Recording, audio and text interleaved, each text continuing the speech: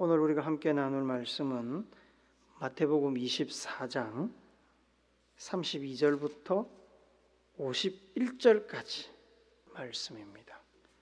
좀 길지만 교독으로 다 읽도록 하겠습니다. 무화과나무의 비유를 배우라. 그 가지가 연하여지고 잎사귀를 내면 여름이 가까운 줄을 아나니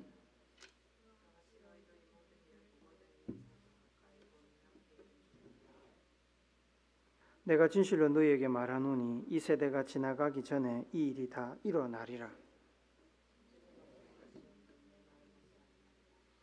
그러나 그 날과 때는 아무도 모르나니 하늘의 천사들도 아들도 모르고 오직 아버지만 아시느니라. 홍수전에 노아가 방주에 들어갔던 날까지 사람들이 먹고 마시고 장가들고 시집가고 있으면서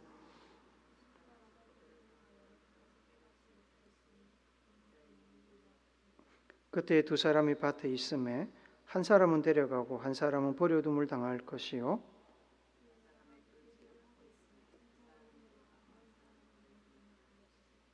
그러므로 깨어 있으라. 어느 날에 너희 주가 임할는지 너희가 알지 못함이니라.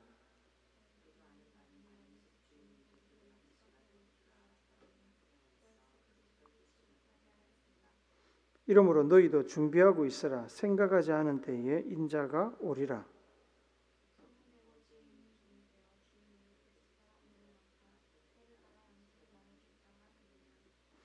주인이 올 때에 그 종이 이렇게 하는 것을 보면 그 종이 복이 있으리로다.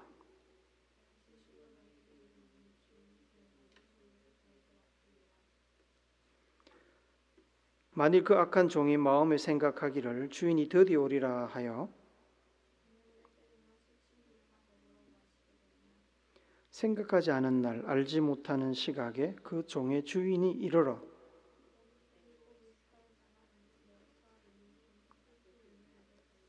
아멘.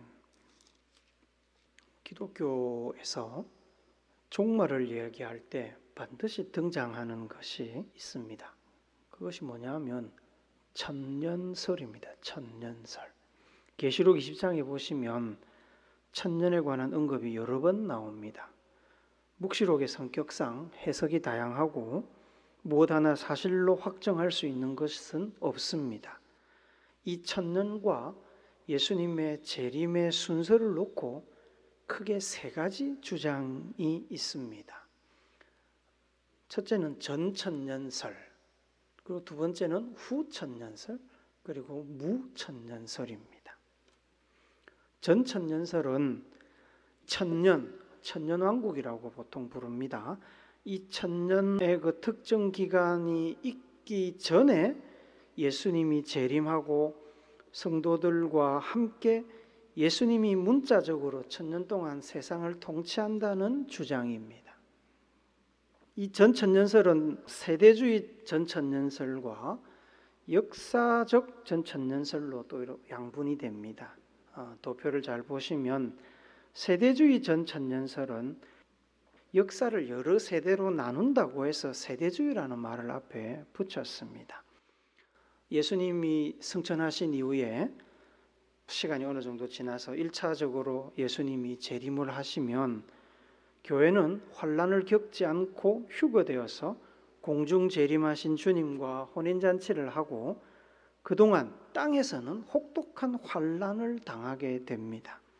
7년의 환난이 지난 후에 예수님께서 지상에 2차로 재림하시고 그리고 천년왕국에 들어간다는 주장입니다. 이것이 세대주의 전천년설입니다. 역사적 전천년설은 사도의 제자들, 속사도라고 그러거든요. 그 속사도 이후에 오랜 시간 동안 성도들이 믿었다고 해서 역사적이라는 이름을 붙였습니다. 교회가 환난을 통과한 후에 주님이 공중에서 재림하시면 죽은 성도는 부활하고 산 성도는 변화되어 구름 속으로 휴거되어 올라가서 주님을 영접하고 곧바로 지상에 다시 내려와서 적그리스도와 죄인들과 사탄을 심판한 후에 천년왕국에 들어간다는 주장입니다. 그 다음에 후천년설이 있는데 이 후천년설은 그리스도의 재림이 천년왕국 이후에 일어난다고 보는 견해입니다. 이 천년왕국 기간에 기독교는 번영과 다스림의 황금 시대를 가집니다. 그 이후에 짧은 대환란이 있고 그리고 그리스도가 재림합니다. 그러나 그 천년왕국의 기간이 반드시 문자적으로 천년은 아닐 수 있다고 생각을 합니다. 그 다음에 무천년설은 천년왕국과 같은 특정한 어떤 천년 자체를 부정을 합니다. 성경에서 언급하는 천년이라는 표현을 예수님이 처음 오셨다가 성천하신 이후부터 예수님께서 재림하시는 그 사이의 기간으로 이해를 합니다. 그래서 이 천년이라는 숫자를 상징적인 숫자로 이해하고 영적인 의미로 이해를 합니다. 재림하시면 영원한 천국이 시작이 되는 거지요. 일반적으로 교회에서 가장 많이 받아들이는 것은 무천년설입니다. 한 번 더 정리를 하면 이렇습니다. 천년왕국 앞에 재림이 있으면 전천년설, 천년왕국 뒤에 재림이 있으면 후천년설, 천년왕국 자체를 상징적인 숫자로 이해하고 천년왕국은 없다고 생각하면 무천년설, 이렇게 되는 겁니다.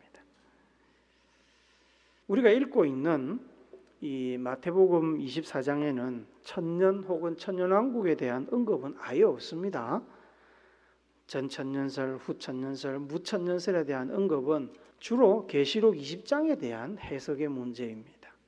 마태복음 24장은 예수님의 재림이 천년왕국 앞에 있던 뒤에 있던 예수님의 재림 전에 큰 환란이 있고 그 환란 이후에 주님이 재림하시면 성도들은 휴거된다고 이야기합니다.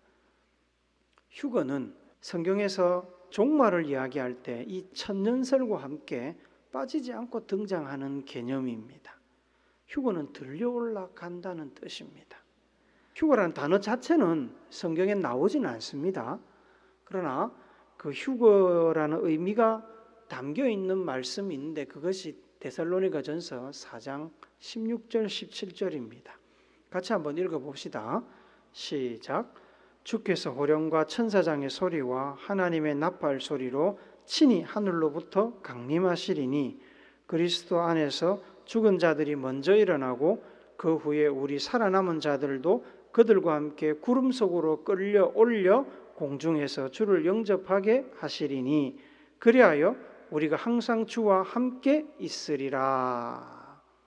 주님이 오시면 우리가 이렇게 들려 올라간다, 휴거된다는 말씀을 사도 바울이 지금 하고 있는 겁니다.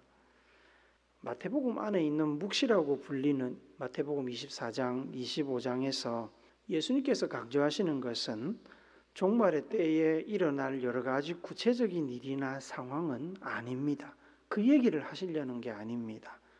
예수님께서 강조하시는 것은 종말의 징조가 나타나면 이후에 예수님께서 틀림없이 재림하신다는 사실입니다.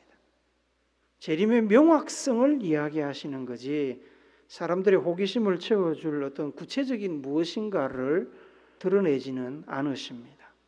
팔레스타인 땅에 계절이 여름으로 접어들면 자연스럽게 무화과나무의 가지가 연해지고 잎사귀가 자라게 됩니다.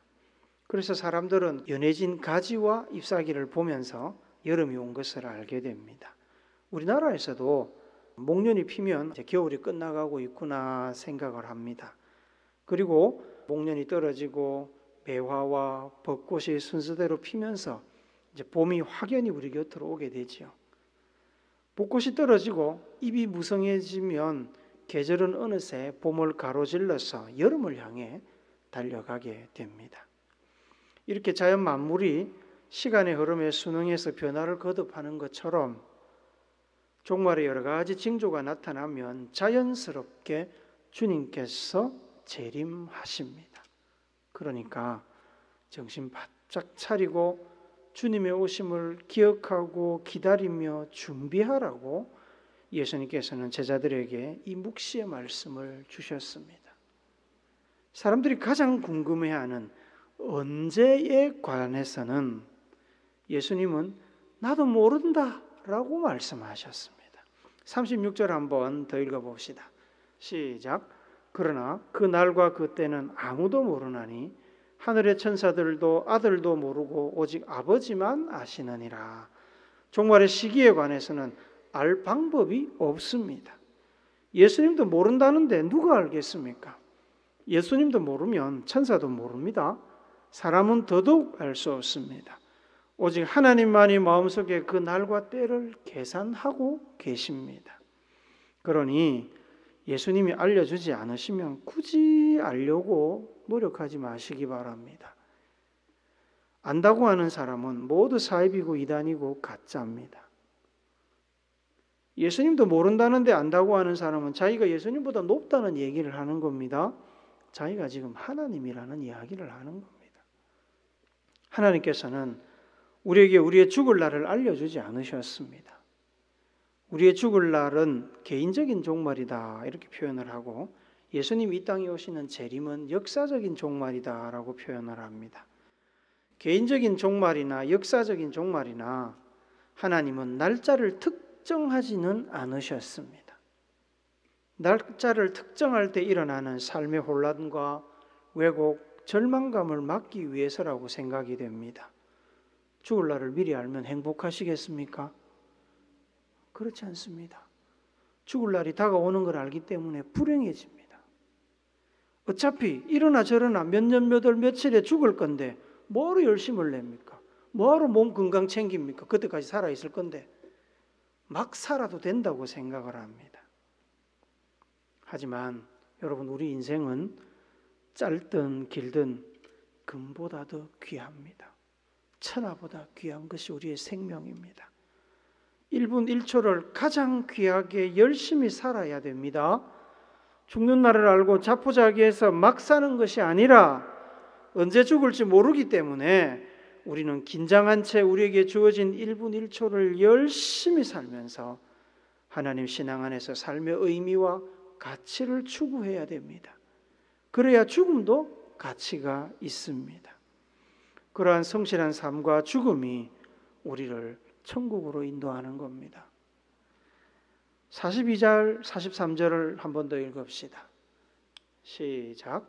그러므로 깨어 있어라. 어느 날에 너희 주가 임할는지 너희가 알지 못함이니라. 너희도 아는 바니 만일 집주인이 도둑이 어느 시각에 올 줄 알았더라면 깨어 있어 그 집을 뚫지 못하게 하였으리라. 주님이 언제 오실지를 알면 더 열심히 살 것 같지만 그렇지 않습니다. 주님 오시기 하루나 이틀 전에 딱 회개하고 반성하고 그러면 안 됩니까? 회개하면 용서해 준다 그랬으니까. 그런 마음을 품게 됩니다. 사람이 얼마나 간사하고 얄팍한지 아십니까? 마음대로 삽니다. 이틀 전까지. 어쩌면 하루 전까지. 도둑이 올 시간을 안다면 그 시간에만 준비하고 있다가 들어오는 도둑 잡으면 되지 않습니까? 그래서 오히려 경계가 느슨해집니다. 들어올 시간을 아니까 딴 시간에는 경계할 필요가 없지 않습니까? 개인적인 죽음의 때를 아는 것과 마찬가지로 종말의 때를 알면 세상은 사회적인 혼란과 삶의 왜곡과 절망으로 가득 차게 될 것입니다. 종말의 때를 알면 긴장하지 않습니다. 대비하지 않습니다. 성실히 살지 않습니다.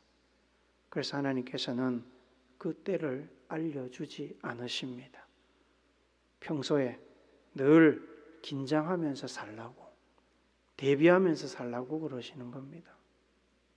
37절에 보시면 예수님께서는 재림과 종말의 때가 마치 노아의 때와 같다고 말씀합니다.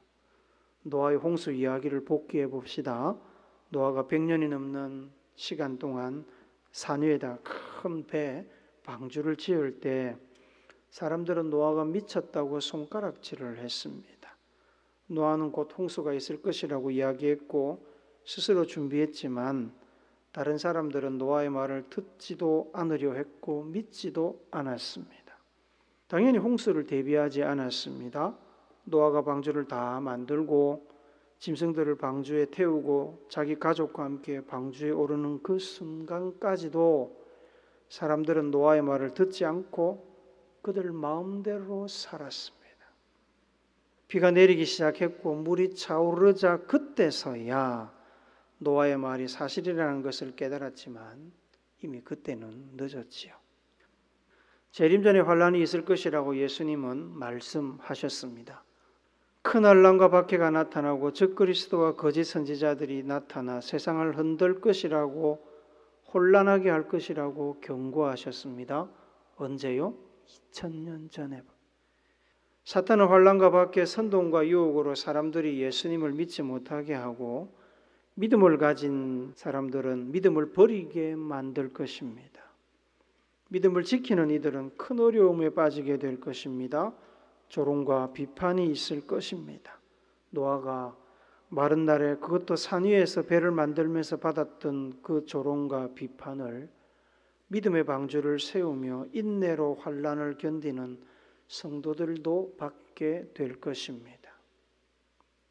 그러나 때가 되면 환란은 끝이 날 것이고 예수님은 구름 타고 이 땅에 다시 오십니다. 그때 휴거 사건이 일어날 것입니다. 노아와 그의 가족들이 방주에 들어가 구원받은 것처럼 환난과 핍박 중에 믿음을 지킨 이들을 예수님께서 데려가시고 세상에 대한 심판이 진행될 것입니다. 재림과 동시에 휴거가 얼마나 갑작스럽게 일어날 것인지에 관해 예수님께서는 이렇게 표현하십니다. 40절, 41절을 같이 읽어봅시다. 시작. 그때에 두 사람이 밭에 있음에 한 사람은 데려가고 한 사람은 버려둠을 당할 것이요 두 여자가 맷돌질을 하고 있음에 한 사람은 데려가고 한 사람은 버려둠을 당할 것이라. 동네 사람들이나 가족들과 함께 밭을 메고 있는데 예수님이 갑작스럽게 재림하시면 주님을 기다리던 사람은 갑작스럽게 휴거를 경험하게 되고 다른 사람들은 그대로 남겨지게 될 것입니다.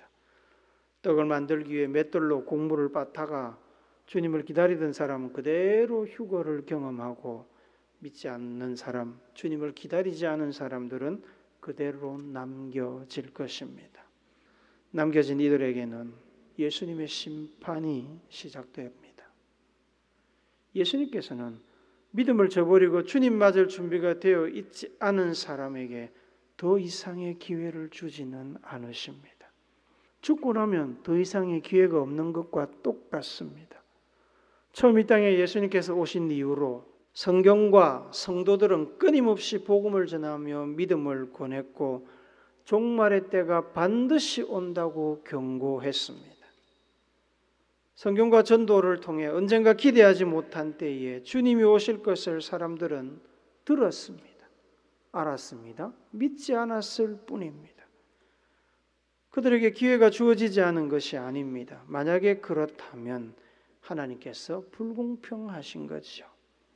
하지만 기회는 주어졌습니다. 벌써 2000년 넘게 기회는 주어졌습니다. 충분히 주어졌습니다. 그런데도 그들은 믿음을 거부했고 예수님을 기다리지 않았습니다.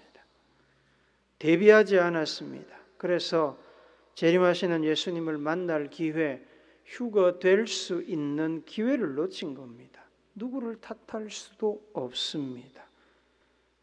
무려 100년 넘게 산꼭대기에 방주를 지으면서 사람들에게 홍수를 경고한 노아 시대와 똑같습니다. 사람들은 100년을 넘는 그 시간 동안 저 산꼭대기에서 만들어지는 배를 보면서도 홍수를 피할 기회를 잡지 못했습니다. 그래서 살 기회를 놓친 겁니다. 예수님께서는 자신의 죽음을 코앞에 두고 늦은 밤 감람산에서 제자들에게 심각하게 당부하셨습니다. 42절 한 번 더 읽읍시다. 시작. 그러므로 깨어있으라. 어느 날에 너희 주가 임할는지 너희가 알지 못함이니라. 사도 바울도 성도들에게 당부했습니다. 데살로니가전서 5장 6절도 같이 읽습니다. 시작. 그러므로 우리는 다른 이들과 같이 자지 말고 오직 깨어 정신을 차릴지니라. 예수님으로부터 직접적인 가르침을 받았던 베드로는 당연히 성도들에게 비슷한 당부를 했습니다. 베드로전서 5장 8절 같이 읽습니다. 시작. 근신하라 깨어라 너희 대적 마귀가 우는 사자같이 두루다니며 삼킬 자를 찾나니. 준비해라, 근신해라, 깨어 있어라. 끊임없이 성경은 우리에게 경고하고 있습니다.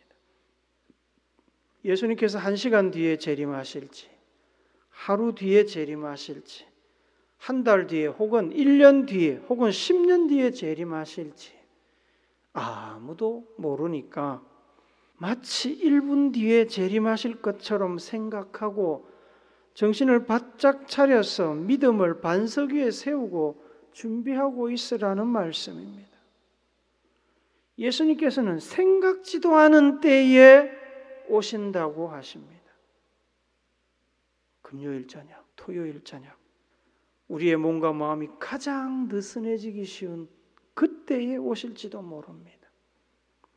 성도들이 교회에 오기 제일 싫어하는 날, 비 오는 수요일 저녁에 주님이 오실지도 모릅니다. 우리를 골탕 먹이려고 우리가 가장 경계를 늦추고 있을 가장 약한 시간에 오시는 게 아닙니다. 우리가 준비되길 기다리다가 어쩔 수 없이 선택한 마지막 시간에 오실 겁니다. 제자들을 택하시고 세우신 예수님께서는 종에 관한 비유를 이야기하시면서 제자들을 깨우치십니다. 예수님의 말씀을 듣고 재림을 준비하며 사는 사람을 예수님께서는 뭐라고 얘기하시냐면 충성되고 지혜 있는 종이라고 부르십니다. 예수님께서 사도를 부르신 것은 사도라는 간판 달고 그냥 놀고 먹으라고 부르신 게 아닙니다. 할 일이 있어서 부르신 겁니다. 할 일을 하라고 부르신 겁니다. 여러분도 마찬가지고 저도 마찬가지입니다. 하나님께서 2023년도 21세기에 여러분과 저를 부르신 것은 이 좋은 세상 등 따숩고 배부르게 잘 먹고 잘 살다가 죽으라고 부르신 것이 아니라 우리에게 일을 시키시려고 부르셨습니다. 어떤 사람은 목사로, 어떤 사람은 사모로, 원장으로, 어떤 사람은 의사로, 음악가로 일하라고 부르신 겁니다. 집안을 관리하는 청지기는 집안의 모든 일들이 순조롭게 돌아가도록 해야 됩니다. 때가 되면 주인도 밥을 차려드려야 되고 종들도 밥을 먹여야 되고 밭에 일도 해야 되고 물도 떠야 되고 청소도 해야 됩니다. 주인이 집에 있든지 없든지 청지기는 자기에게 맡겨진 일을 성실하게 해야 됩니다. 주인이 언제 어느 때에 불시에 점검을 해도 문제가 없도록 준비가 되어 있어야 됩니다. 특히 주인이 집에 없을 때는 더 잘 챙겨야 됩니다. 어느 때고 주인이 밖에 나갔다가 돌아오면 반드시 물어보고 점검합니다. 저 아픈 사람 나았어? 임신한 소는 송아지 나았어? 물어봅니다. 물어보면 즉각적으로 대답해야 됩니다. 충성되고 지혜 있는 종은 언제 주인이 돌아오더라도 점검하더라도 문제될 것이 없도록 준비하는 종입니다. 그러나 그렇지 않은 종들도 있습니다. 주인이 맡겼다고 자기 마음대로 하는 종도 있습니다. 주인이 집을 비우면 동료들을 때리고 친구들을 불러서 술판을 벌리고 먹고 마시고 자신의 역할을 소홀히 하는 이들도 있습니다. 예수님은 그런 종을 악한 종이라고 부르십니다. 주인이 불시에 돌아오면 악한 종은 매맞고 임금도 받지 못하고 쫓겨나게 될 것입니다. 예수님께서는 제자들이 악한 종 되지 않기를 바라셨습니다. 충성되고 지혜 있는 종 되기를 원하셨습니다. 지금도 원하십니다. 언제 예수님께서 다시 오시더라도 자신들에게 주어진 삶, 주어진 역할을 최선을 다해 감당하고 있는 제자들이 되기를 바라셨고 오늘 우리에게도 바라십니다. 그래야 주님이 다시 오시면 휴거되어 주님과 함께 천국 잔치에 들어가는 겁니다. 악한 종은 심판만 받게 됩니다. 사랑하는 성도 여러분, 주님은 반드시 다시 오십니다. 주님이 오시는 때를 알면 좋지만 예수님은 미리 알려주지 않으셨습니다. 다만 여러 가지 징조가 있을 것이라고만 하셨습니다. 징조는 있겠지만 징조 역시 명확한 때를 말하지 않기 때문에 징조가 보이면 그때 준비해야지라고 생각하는 사람은 도박하는 겁니다. 주님의 재림 때 주님의 부르심을 받을 가장 확실한 방법은 지금 바로 이 시간에 주님의 재림을 준비하는 삶을 사는 겁니다. 직장 버리고 교회당에서 기도하고 찬송하면서 휴거를 기다려라 뭐 이런 얘기가 아닙니다. 그래야면 바로 이단입니다. 우리가 고민해야 할 것은 지금 바로 이 시간에 예수님께서 우리를 찾아오셨을 때 우리의 인생이 부끄럽지 않는 인생이냐는 겁니다. 주님이 지금 오셔도 내 인생이 부끄럽지 않는 인생인가? 그걸 우리가 지금 물어야 됩니다. 최선의 준비는 마치 주님께서 10분 뒤에 오실 것처럼 지금 나에게 주어진 삶을 하나님 앞에서 정직하게 그리고 열심히 살아내는 겁니다. 주님이 곧 오신다는 긴장감을 가지고 성령님께 바짝 붙어서 성령님과 동행해야 됩니다. 최선을 다해서 나에게 주어진 직장 일을 하고 최선을 다해서 가정을 돌아보고 최선을 다해서 공부하고 최선을 다해서 교회와 지역을 섬기고 최선을 다해서 예수님을 증거해야 됩니다. 말씀을 읽고 묵상하고 기도하면서 하나님의 뜻을 알고 순종하기 위해 성령님께 마음을 활짝 열어놓고 있어야 됩니다. 주님이 언제 오셔도 맞을 준비가 된 우물교회 성도들 되기를 바랍니다.